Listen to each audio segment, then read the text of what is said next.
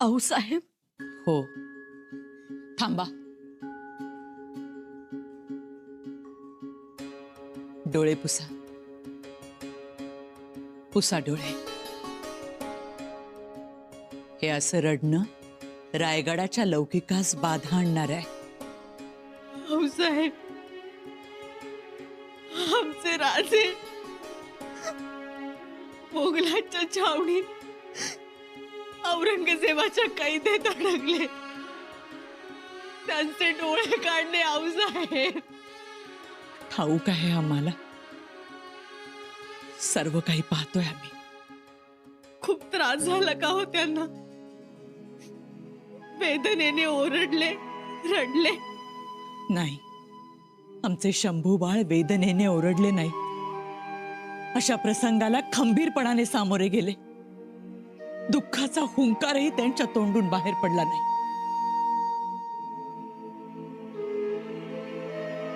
राजे, येसू, विसरलात? शंभूला 2 नाही 3 डोळे असतात. कपाळावरचा डोळा शाबूत आहे अजून. आऊसाहेब, आम्हाला तुमचं सगळं मान्य आहे, परंतु आम्ही मुळापासून हादरलोय हो.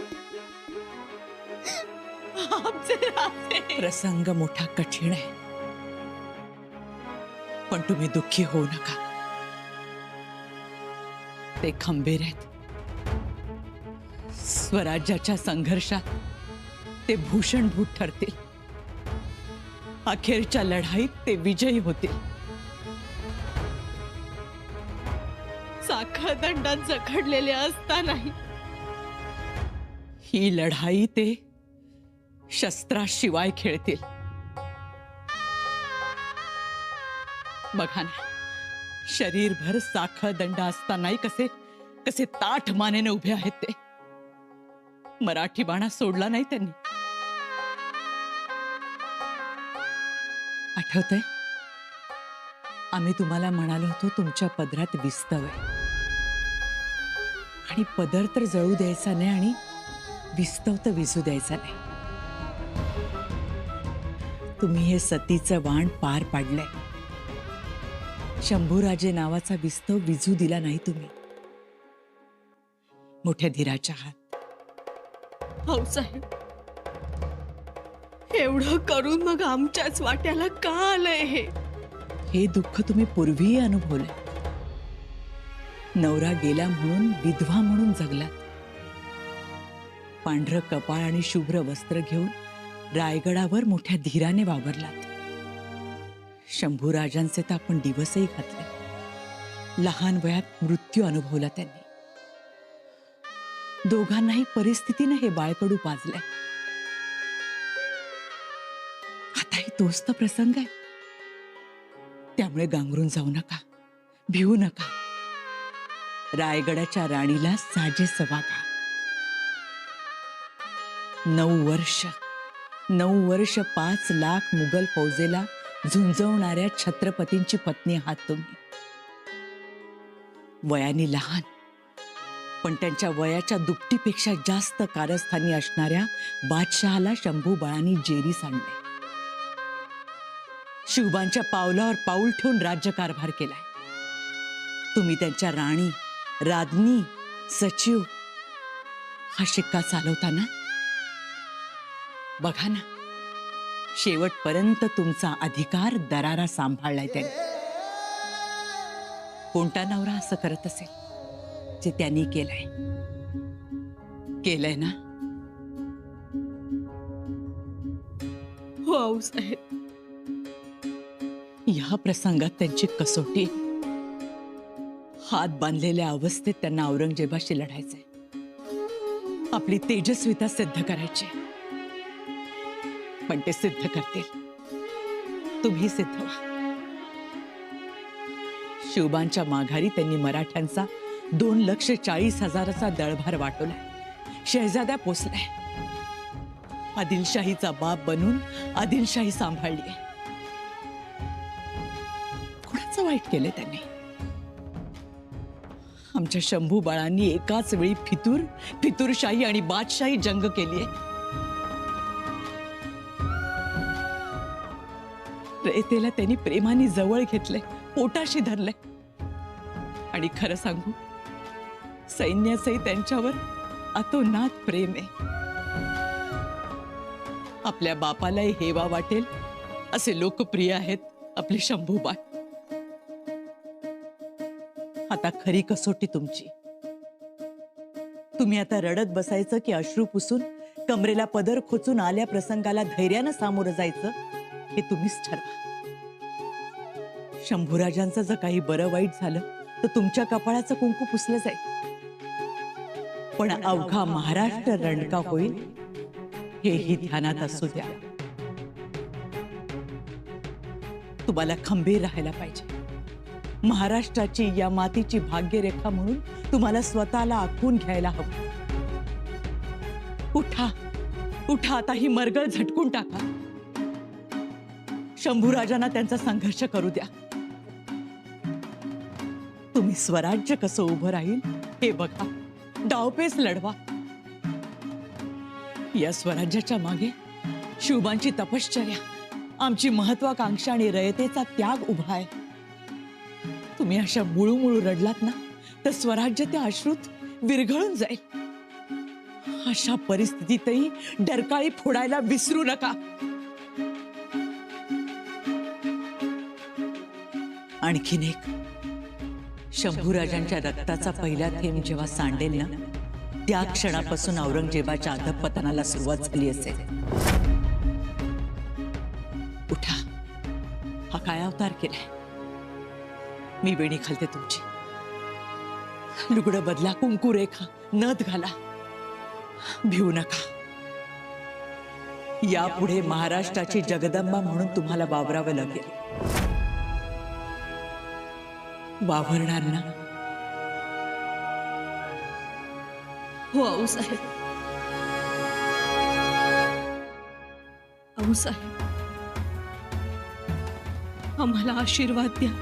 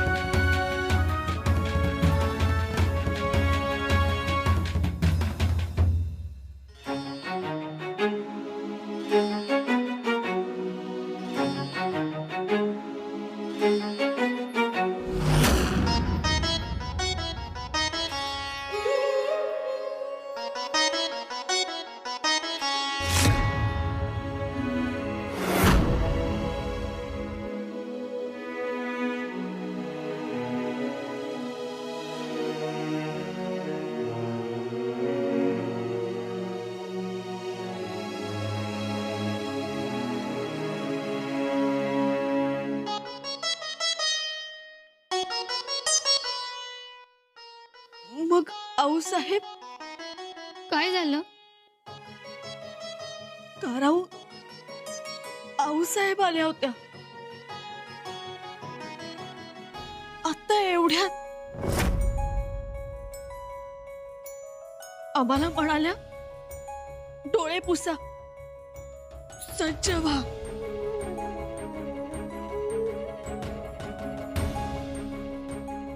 हा, असं म्हणाल्या का आऊसाहेब?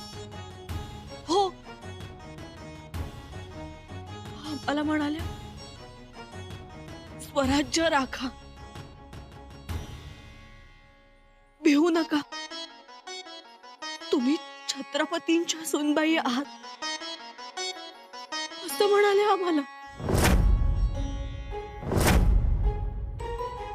ताईसाहेब, आपण दादा महाराजांना सोडवून आणू हो. आम्हाला खूप याद येते त्यांची.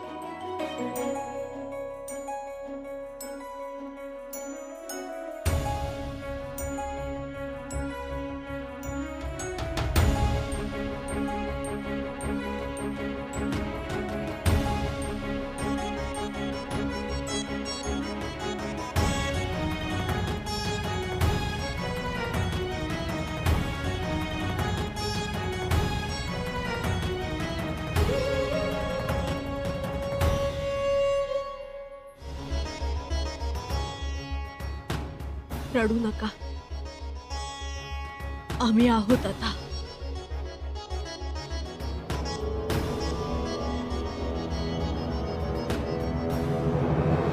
औरंगजेबाचा शंभू राजांवरचा अत्याचार वाढतच होता.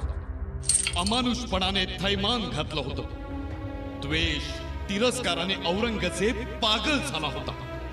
छळा, मारा, पण मला मराठ्यांच्या राजाच्या किंकाळ्या ऐकू द्या. माझ्या पुढे त्याला झुकवा, त्याचे हात याचना करू दे. परंतु शंभू राजे याचना करत नव्हते, झुकत नव्हते. मराठ्यांचा राजा ताठ मानेनं उभा होता आणि शंभू राजेंचा हा बेदरकारपणा पाहून औरंगजेब चिडत होता. डोळे शंभू राजेंचे काढले होते, पण औरंगजेब चाचपडत होता. कधी आणि कसा चुकेल हा एकच सवाल औरंगजेबासमोर नाचत होता. राणीसाहेब, त्या औरंगजेबाचा पुन्हा खलिता आलाय. शरण या, स्वराज्य हवाली करा, राजांना मुक्त करू म्हणून. परंतु शरणागती राजांना आवडणार नाही. कदापि नाही. पण राणीसाहेब, राजांचे हाल ऐकवत नाही. त्यांना होणारा त्रास सहन होत नाही. आज गेले कित्येक दिवस गोर गरिबांच्या घरी चुली पेटलेले नाहीत. सांथोरांनी अन्ना स्पर्शही केला नाही. प्रत्येक घराघरात वाड्या वस्त्यांवर हुंदके फुटतायत. काय करावं?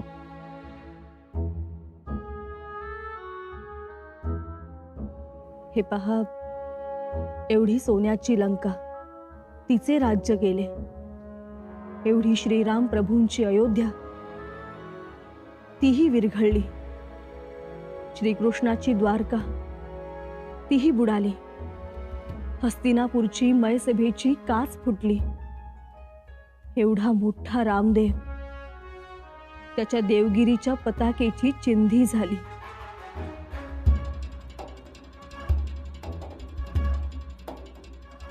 परंतु अशी अवस्था स्वराज्याची कदापिही होणार नाही. कारण स्वराज्य ही नगरी नाही. स्वराज्य हा विचार आहे, आणि विचार कोणीही उद्ध्वस्त करू शकणार नाही. तो चिरंजीव असतो. औरंगजेब कदाचित छत्रपतींना ठार करू शकेल. छत्रपतींना ठार करून कदाचित त्याला आसुरी आनंद घ्यायचा असेल. परंतु तो छत्रपतींनाही ठार करू शकणार नाही. म्हणजे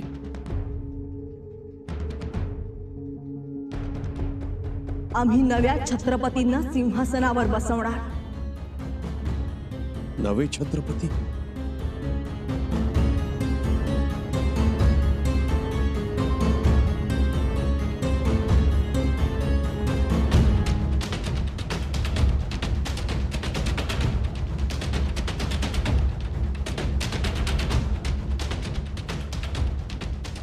हो, आम्ही बाळराजेंचं मंचकारोहण करणार. आमचे बाळराजे, वहिनीसा, तातडीने मंचकारोहण करावे. त्यांचं नाही, तुमचं मंचकारोहण होणार. तुम्ही स्वराज्याचे नवे छत्रपती. नाही, आपण आपल्या बाळराजांना नाही, आम्ही विचारांतीच हा निर्णय घेतलाय. शिवाय बाळराजे लहान आहेत, त्यांना समज नाही. तुम्ही सक्षम आहात आणि तुम्ही आम्हाला पुत्रवतच आहात. वहिनीसा, बाळराजे, हा निर्णय आमचा नाही, महाराजांचा आहे. चुकून आमचं जर काही बरं वाईट झालं तर आमचे बंधू राजाराम राजे यांना गादीवर बसवा. आपल्याला स्वराज्य राखायचं आहे. जशी आपली आज्ञा.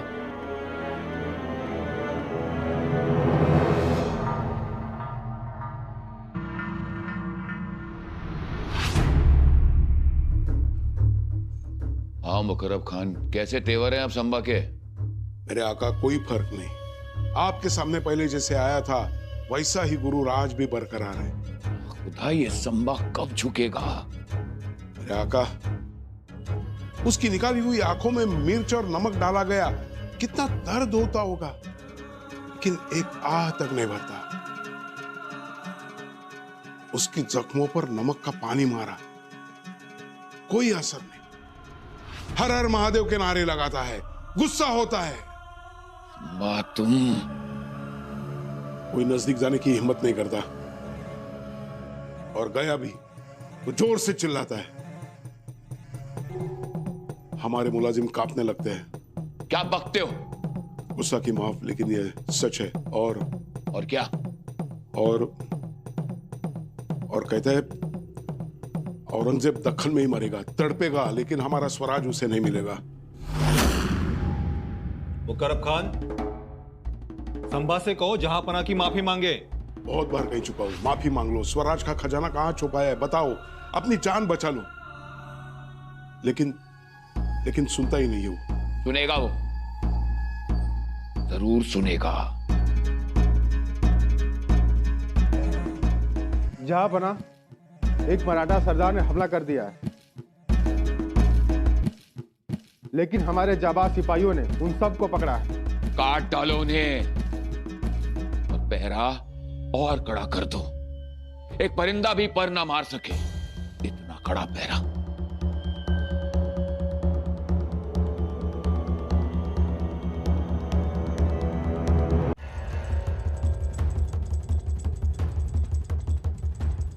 राणी साहेब, राजांच्या जवळपास जाणंही कठीण आहे. कडेकोट चौक्या पहारे आणि चौफेर कसती, पण त्यातूनही ज्योत्याजी केसरकर आणि शिराळा गावातील लोकांनी मोठे धाडस केले अशी माहिती कळते. कोणती माहिती? कसले धाडस? राणीसाहेब, मुकर्रब खानाने संगमेश्वरी छुपा हल्ला करून राजांना गिरफ्तार करून नेलं ते नेवरी म्हणजे चांदोलीच्या निबिड अरण्यातून हेसडगाव मार्गाने. त्यानंतर थकलेल्या मुकर्रब खानाचा शिराळ्याच्या रानात मुक्काम होता. ही गुप्त माहिती ज्योत्याजींनी तुळजीराव देशमुखांच्या कानावर घातली. तसे ते हडबडलेच. त्यांनी त्यांचे मित्र अप्पाशास्त्री दीक्षित आणि शूरबीर हरबा वडार यांना बोलवलं. ऐकून त्यांच्याही पायाखालची जमीन हादरली. काहीही करून राजांना सोडवायचंच असा त्यांनी चंगच बांधला. मग राणी साहेब, भर रात्री ज्योत्याजी आणि तुळोजी यांनी जोरकस हल्ला केला. हर हर महादेवच्या आरोळ्यांनी शिराळ्याचा आसमंत दणाणून गेला. प्रत्येक जण जीवाच्या आकांताने लढत होता. मोठी धुमश्चक्री झाली. त्या मुकर्रब खानाचा प्रतिकार थिटा पडत होता. त्याचे सैनिक जायबंदी होत होते. पण तेवढ्यात त्याला मिरजेहून आलेली ताज्या दमाची कुमक मिळाली आणि पुन्हा रणकंदन सुरू झालं. आणि त्यात शिराळ्याचे तुळोजीराव देशमुख, अप्पाशास्त्री दीक्षित आणि हरबा वडार धारातीर्थी पडले. आपल्या ज्योत्याजींना सुद्धा त्या जंगमध्ये जबर जखम झाली. ईश्वरा, राणीसाहेब, या हल्ल्यात शिराळा, अस्वलवाडी, फकीरवाडी यातील कित्येक तरुण पोरं जाया झाली. स्वराज्य या शिराळ्याच्या लढवय्या मातीस कधीच विसरणार नाही. ज्योत्याजी केसरकर आत्ता कुठे आहेत? राजांच्या मागावरच आहेत ते आणि रायाजी सैरबैर झाले होते. हे पहा, बुद्धीनं काम घ्या. आपली शक्ती पाहून, वेळ काळ पाहून वागा. आपल्या माणसांचा जीव महत्वाचा आहे हे समजून सांगा त्यांना. आपल्याला एकनिष्ठ माणसांची गरज भासेल म्हणून स्वतःला जपा. आणि नियती आमच्या पदरात जे दान टाकेल ते आम्हास मान्य असेल. परंतु एक या क्षणी आम्हाला हंबीर मामांची आणि पहिरजी काकांची खूप याद येते आहे. ते असते तर त्यांनी राजांना सही सलामत सोडवून आणलं असतं.